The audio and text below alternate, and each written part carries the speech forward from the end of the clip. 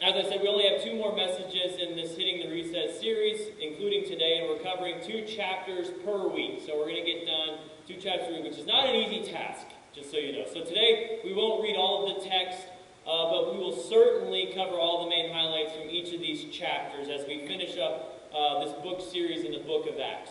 For me, covering a book series, not just Bible books, but also like reading, like normal, like novel books, I like to do things in chronological order. I don't know if you're like me, but I like things to go kind of fit in order because I believe it helps me understand all of the circumstances of like the book. Or if maybe you're not a book person, maybe you're like a movie person. So I had a hard time whenever I first watched. So 2 of my favorite series and stuff like that is I love Lord of the Rings and The Hobbit. I know some of you are shaking your head or like, what is that? Get cultured.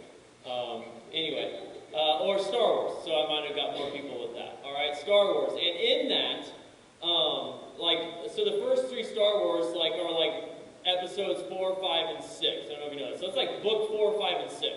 Okay, and then like 30 years later, they decided to do the prequels 1 through 3, which maybe didn't like those versions. But I actually was like, man, it would have been a lot better had I known a lot of that backstory of how the Emperor got Anakin Skywalker, Darth Vader, to be bad. Like, it would have helped me a lot more to maybe empathize for Darth Vader, or maybe not like him more. Of course, it would have ruined the whole I'm your father scene had we started with the prequels, but it would have helped. Same with The Lord of the Rings, did the exact same thing with the Hobbits and that kind of stuff. I wish I would have had a little more of the backstory because it helps me understand how the characters became those characters.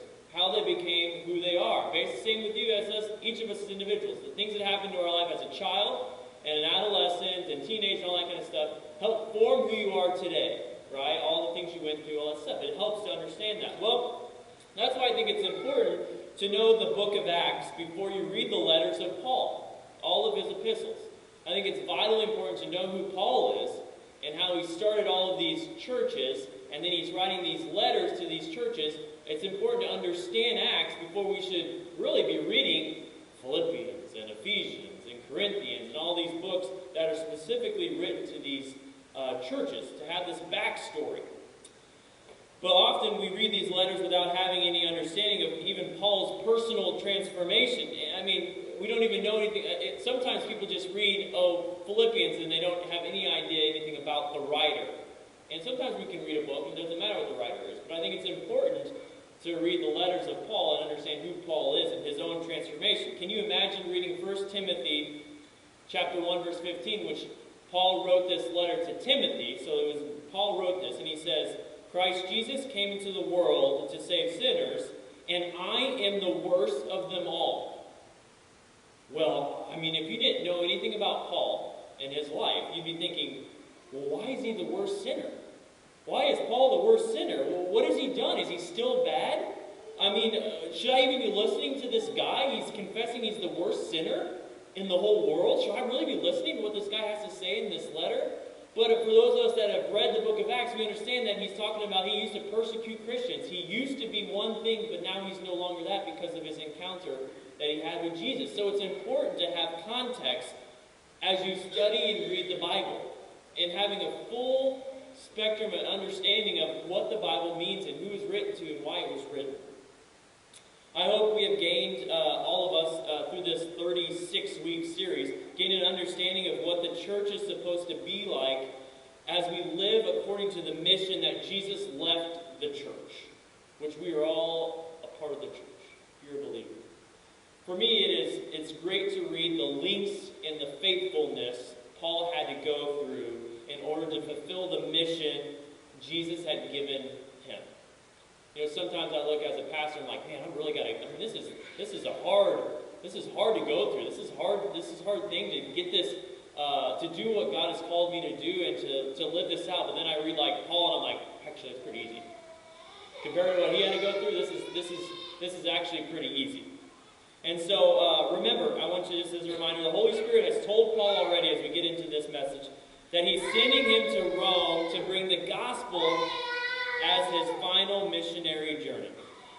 But he has been stuck in Israel for many chapters now.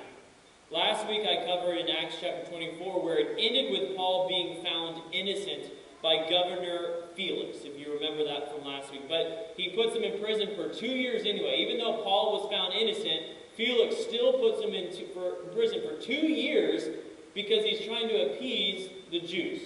He's trying to get them to be happy and satisfied with that. So he puts him in prison for 2 years. Well, Governor Felix then gets kind of, something happens historically in that region, something bad, I doesn't need to cover. But anyway, then he gets taken out of office, and Paul is just kind of left in prison for 2 years. All because Felix wanted to appease the Jewish leaders. But even after this 2 years passed, the Jewish leaders were still looking for a way to kill Paul.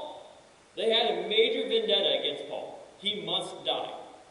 As we look at Paul's story in chapter 25, and this week we're going to be in chapter 25 and 26, so if you want to kind of follow along, it may be up there, it can be up there, but I'm really going to skip around. So it may be behind you, but there's Pew Bibles if you want to use the Pew Bible, but we're going to be covering the full chapter 25 and 26. I might take some excerpts, but I'll for the most part summarize the entire 2 chapters for everyone. But as we start chapter 25 today, we find someone who knows what injustice and persecution and suffering looks like. Sometimes as I watch the news and watch TV or social media, and I hear about people like, oh, I have so much injustice in my life. This world is so bad and all this kind of stuff. And I just read about people like Paul, and I just kind of laugh. Like, okay, that guy knows what injustice is. He's put in prison for 2 years. For doing nothing wrong whatsoever, all on false charges. But he was still faithful in the midst of that to God's calling. And that's amazing to me. I want to be like Paul. As I read about his life and I read about what he's doing, I want to be like Paul in that regard. No, I don't want to be in prison for 2 years. But I want to be as faithful and dedicated as he is. Because if I face the tiniest little injustice or unfairness in my life, I often get upset. I probably venture to guess you're the same way.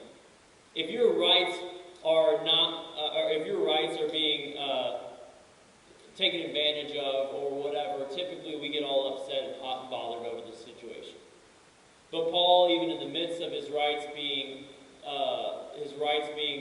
violated, he still was faithful to the Lord. So a new governor is appointed in the region named Festus. So it was Felix, now we're Festus. The Romans like the F names.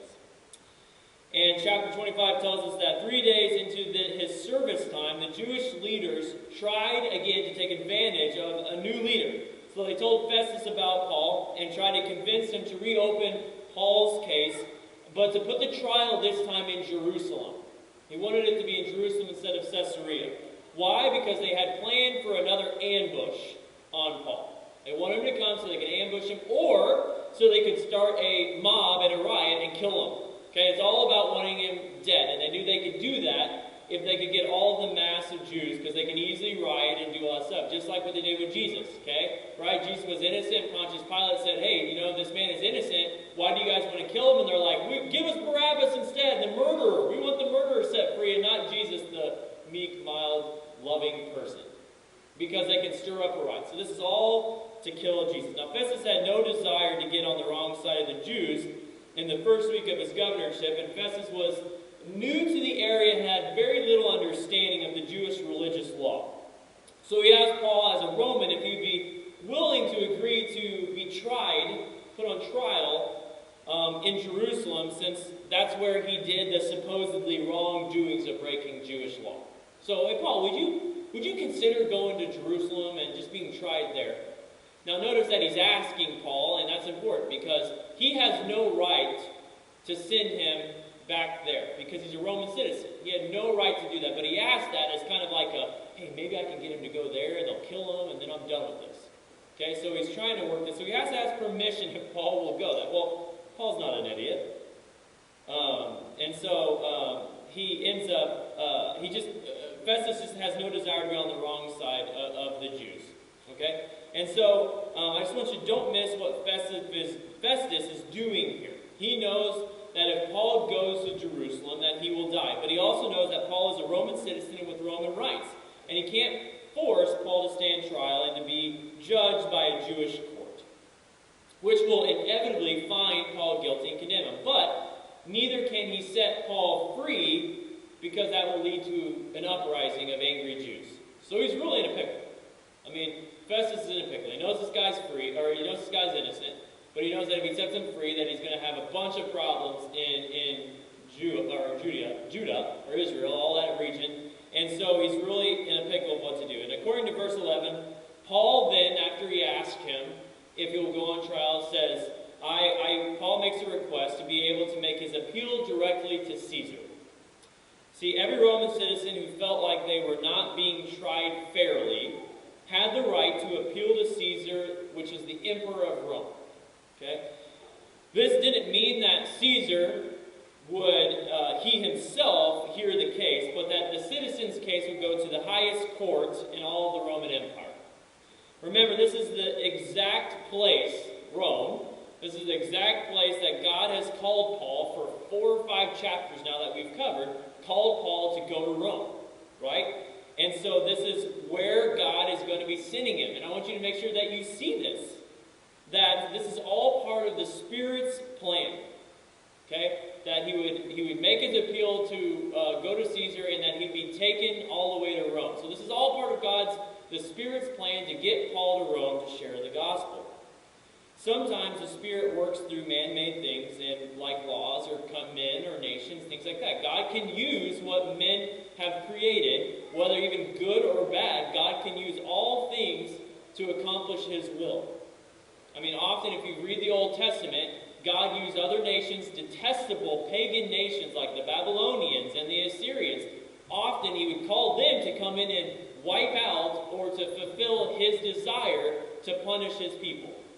Or to use them to bring someone in that nation, use them to bring glory. We did a sermon series a while back on Joseph. God used the Egyptians to fulfill His will through Joseph and his life. Right? So God does this often. Festus saw Paul's appeal as a way out of his situation by sending him out of the country and making him someone else's problem and appeasing the Jews. I think we all can relate to that, right? If sometimes we don't like to do difficult things or have conflict moments, and so we think of, is there a way I can get around this without having to actually deal with it? Do I have to talk to this person, or can I find some other way of dealing with this situation? So that's what Festus is actually trying to do. The problem was that with the Roman law, that if someone appealed to Caesar and was sent back to Rome, there must be a written account of the case and charges sent with that person.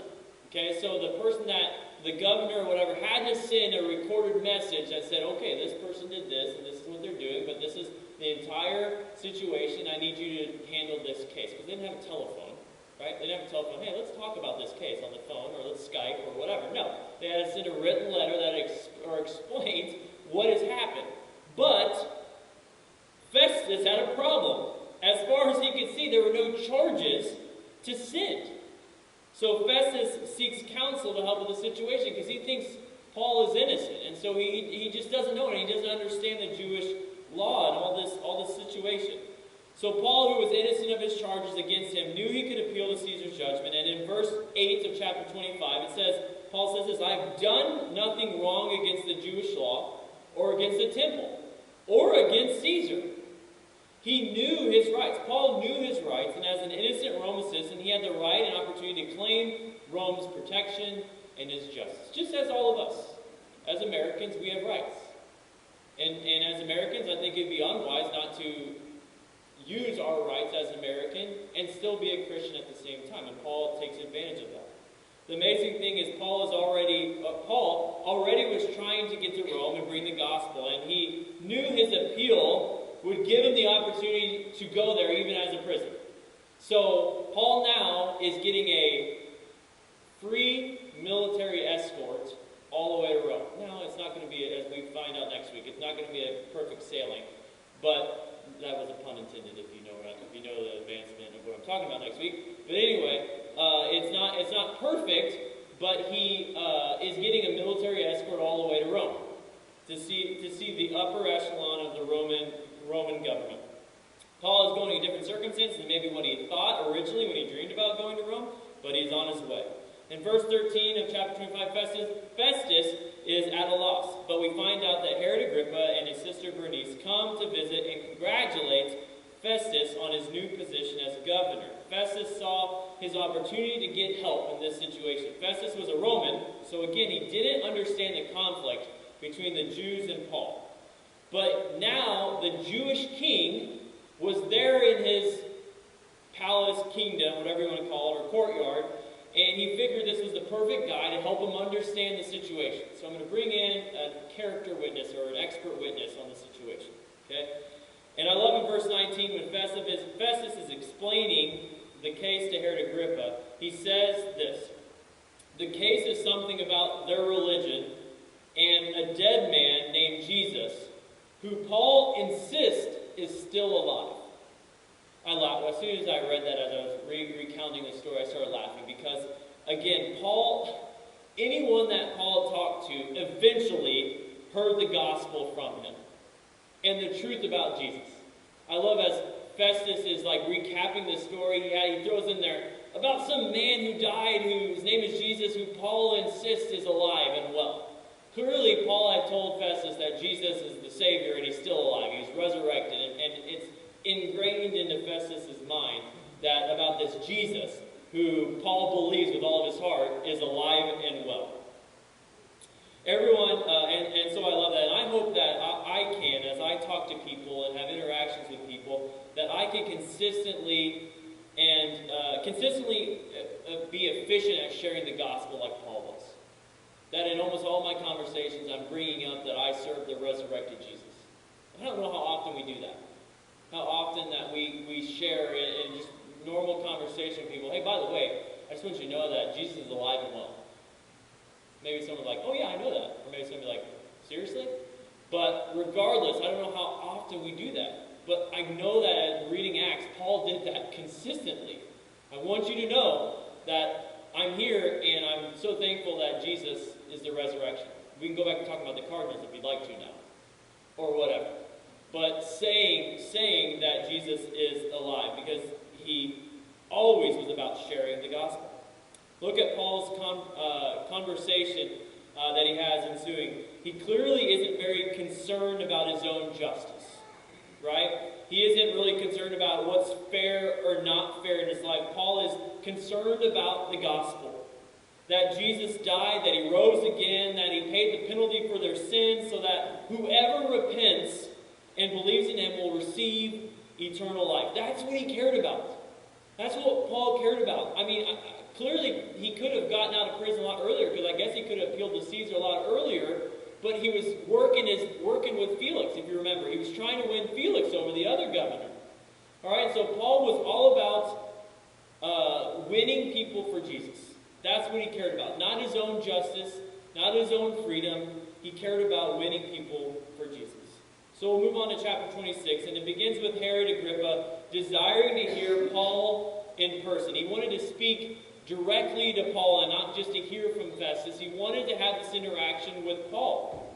So Festus put together like an impromptu hearing of Paul's defense. Before we begin talking, though, about this hearing, I need to reiterate something that is, in my mind, is super important. Even though Paul was in prison, he never stops making the most of every situation that he has. If there's anything that I can glean from Paul's life, and through these encounters that we've read about in Acts, nothing ever stopped him from accomplishing the mission that God gave him. Not prison, not hunger, not being beaten almost to death. Maybe he was beaten to death, whatever. Nothing ever stops him from making the most out of every situation. And so I love this. I love that drive that Paul has, and I desire that for my life. Every situation, looking for an opportunity to serve the Lord. Now, in this hearing would have been military officers, prominent city leaders, in addition to Agrippa's traveling companions. Paul saw this new audience as yet another opportunity to fulfill the mission to present the gospel. I wonder what our world would look like if Christians, rather than complain about our circumstances, which, let's be honest, we do that very well, complain about our circumstances, we would see every encounter as an opportunity to serve God and to share the gospel. Man, what would our world look like if we took more of our time, instead of, man, I don't like to be in this situation, or we prevent ourselves from being in difficult situations, and spend all of our time really focusing on making our lives really well if we spent more time serving God and sharing the gospel in every encounter, and just let the will of God happen in our life instead of us trying to control it for our betterment or for our good, or what we think is our betterment and our good. What would the world look like? Paul does this with all of these high officials. Remember, your circumstances or problems may actually be opportunities in disguise. Do we understand that? At every low moment in our life, whether it's sickness or job situation, financial issue, whatever, marital problems, whatever, every situation that we go through could be an opportunity in disguise that God can use. And that's a byproduct of a surrendered life in Jesus. That if you are surrendered to Jesus, He can make every situation that looks terrible like lemons, and He can make it into lemonade. If you let Him. That's exactly what He does to Paul all through Acts. Every situation, He can take something that looks terribly bleak and make it into a very fruitful experience. Maybe it's for Paul's betterment or for other people. But God can do something amazing if we're willing to go through difficult situations and to trust the Lord. Paul is glad to finally have an audience with someone in Herod Agrippa who understands Judaism and actually wants to hear what Paul has to say. So he thanks Herod Agrippa and he asks for his patience as he explains this entire story and encounter. He begins in verse 4 through 8 in chapter 26 by describing his earlier life. And he almost always, if you ever read again in Acts, he always uses his testimony. Paul, when he presents the gospel, he always talks about who he once was and who he is now. And I think we should do the same thing as well. When we share the gospel or share about the good news of Jesus, we should bring in our life story. You should say, hey, this is who I once was before Jesus, and this is who I am now. Look at the evidence of who I once was. This is what the change that happens through this gospel message I'm sharing with you.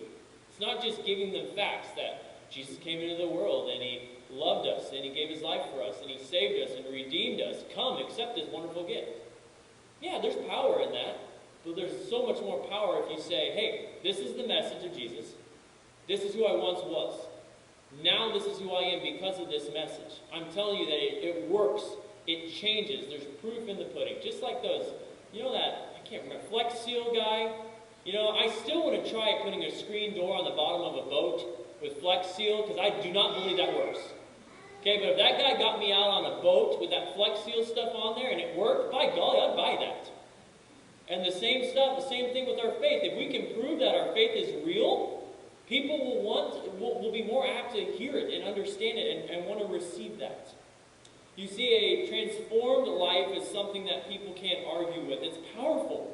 And it's what God desires for each of His followers of Jesus to share. Paul's life was radically changed by Jesus, and he wanted everyone else to experience what he now had through Jesus.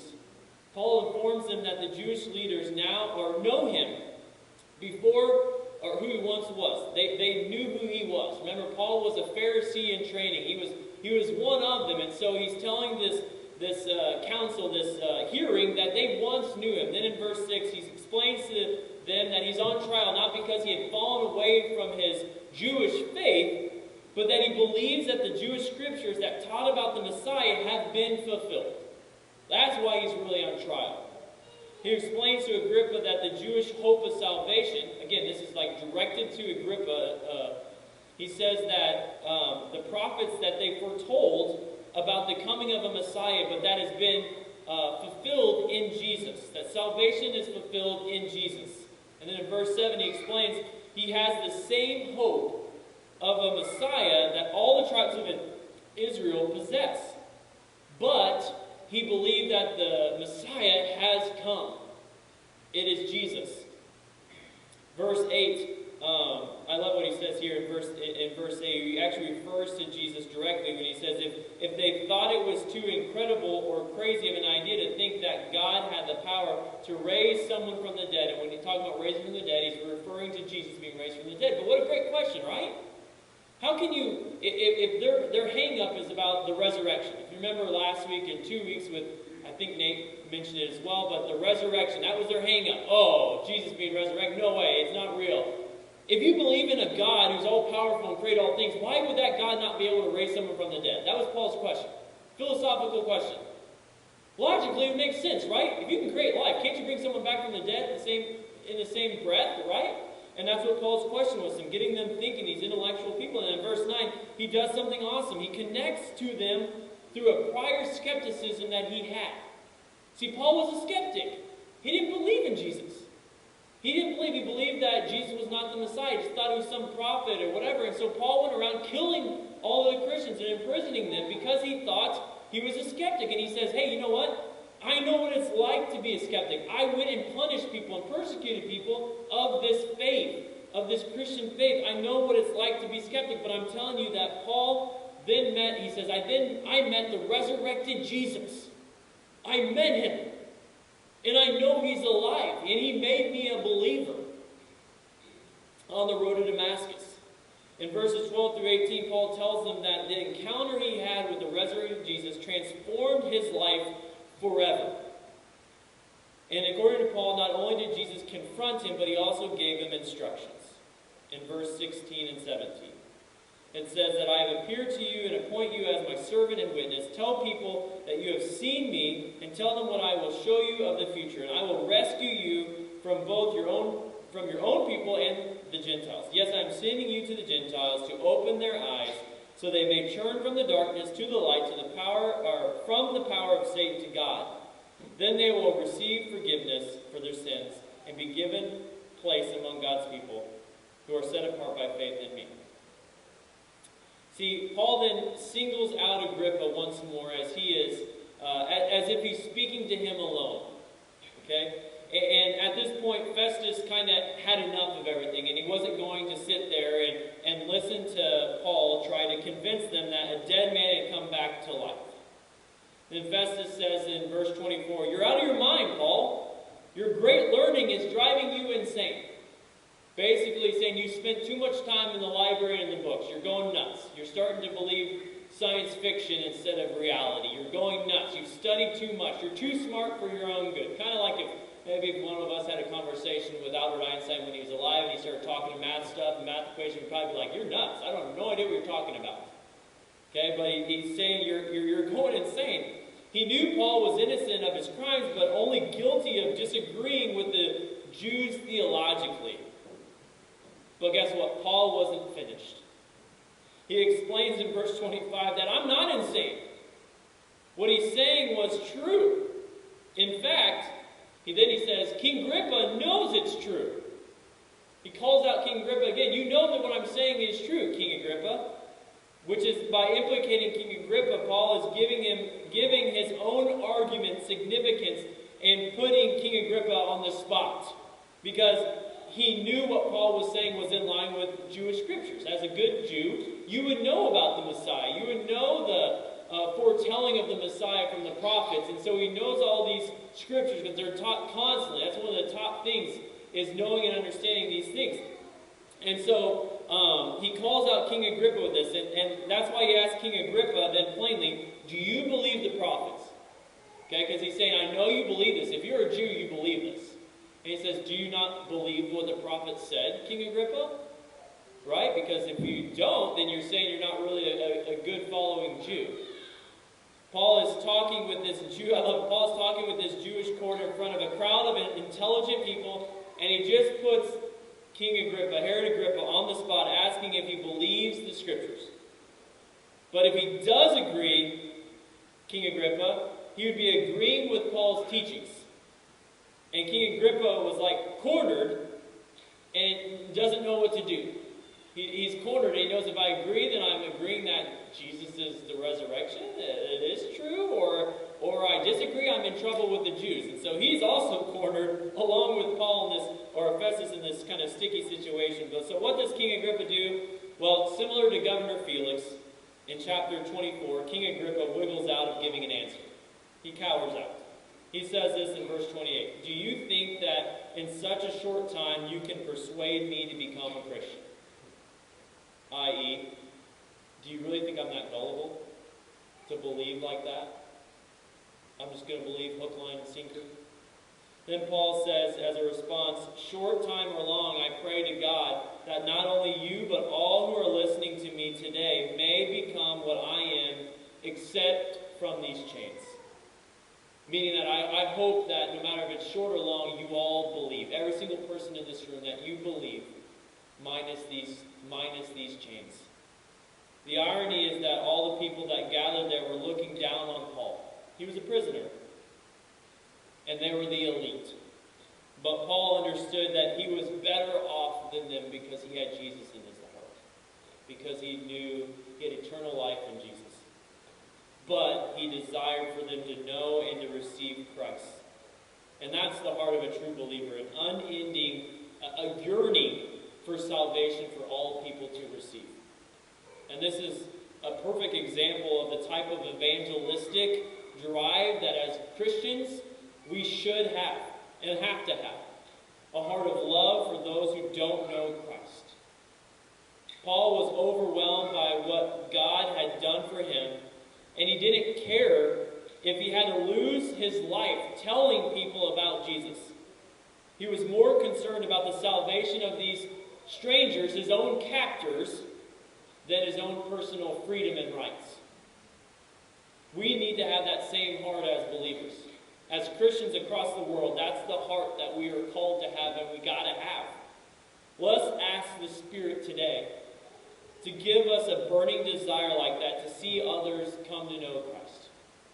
That our rights don't matter, our freedom doesn't matter. What matters is people hearing the good news, that they would receive freedom from eternal freedom in Jesus Christ. The hearing finds that Paul has done nothing wrong, of course, in deserving his freedom. So perhaps if Paul wouldn't have appealed to Caesar, he might have been set free. I don't know, we'll never know. But instead, Paul seemingly surrenders his freedom to fulfill God's will instead, and his call in his life to go to Rome. To some, that may seem crazy. Why would he do that? Why would he give up his freedom when he can have it just to go to Rome and to follow God's will? I don't understand it, but if you're a follower of Jesus and you love Jesus with all of your heart, it makes complete sense. When you realize what Jesus did for you on the cross, when you realize that grace that he gives you so freely that we talked about earlier, when you realize what he's done for you, you just want to do anything that he desires. That your freedom, your rights, it doesn't matter. What happens to you doesn't matter. What happens is just your overwhelming love for Jesus and wanting to please him. That's all that matters. And what pleases him is a relationship, having a relationship with him and serving him out of love and adoration for who he is and what he's done for us. And that's what he wants. I hope you see and understand the power of a transformed life. Paul lived wholeheartedly for Jesus, and every time he shared his faith, he pointed to what his life was like before compared to what it is now with Jesus. His transformation was authentic through and through. My question as I'm going to end here is, how about you? Have you let Jesus fully transform your life? No matter what your life was like before, Jesus will make you into something new. A new creation. Here in the presence of all these high-ranking officials, when many of us might look to be selfish and to take our freedom or to cower in fear for being in front of these elites that might make fun of us and make us look stupid or dumb, Paul stays authentic to his call to serve the Lord. A life of faith in Jesus changes you, and he sends you on a new trajectory. Friends, don't waste the change that God does in your heart. For some of you who have given your life to Jesus, he's changed you. But you haven't done anything with the change. You're still living a life for yourself. Jesus has changed your heart. Use the change to transform you. Use the change to make an impact for the one who made the sacrifice, made the change, who loved you. Don't waste the influence that God has given you. Live a life that is transformed and allowed your life to impact others. Allow your life to impact others in such a way that they can't help but ask, why have you done this? This is nuts. Why have you done this? Why have you made this change? Make them ask questions about who you are. I love Galatians 2:20. Worship team, go ahead and come up, please. I love Galatians 2:20, and this is the last thing. Galatians 2:20, this is something that Paul wrote, and I think this is what he experienced in the transformation of his life. And I think it's what I want us to understand in our life when God makes this change and transformation in our life. Galatians 2:20, I have been crucified with Christ, and I no longer live, but Christ lives in me. If I live in the body, I live by faith in the Son of God, who loved me and gave himself for me. You see, Paul, that's how he lived his life. He was authentic no matter what circumstance he was in. If he was going to live, it was going to be Jesus living in him and out of him. No matter what circumstance he was in, he was going to be an authentic Christian in every circumstance of his life, whether at work, whether in front of his family, whether in front of his friends. No matter who he was going to be living for Jesus. Circumstances didn't matter. Whether you're going through cancer, whether you're rich, have tons of money, whatever. You're going through hard times, good times, whatever. It didn't matter. He was going to be authentically living for Christ every moment of every day, no matter who he's in front of or who he's around. He was going to be Christ. He was going to live him out. So church, I want to challenge you. We have to be authentic in our faith no matter what environment we are in. Will you do that? Will you be all in? As Paul, clearly, as a great example for all of us, as were all the other apostles and disciples, was all in. Will you be all in for Jesus, an authentic follower of Jesus in every circumstance and environment that you are in? Will you be all in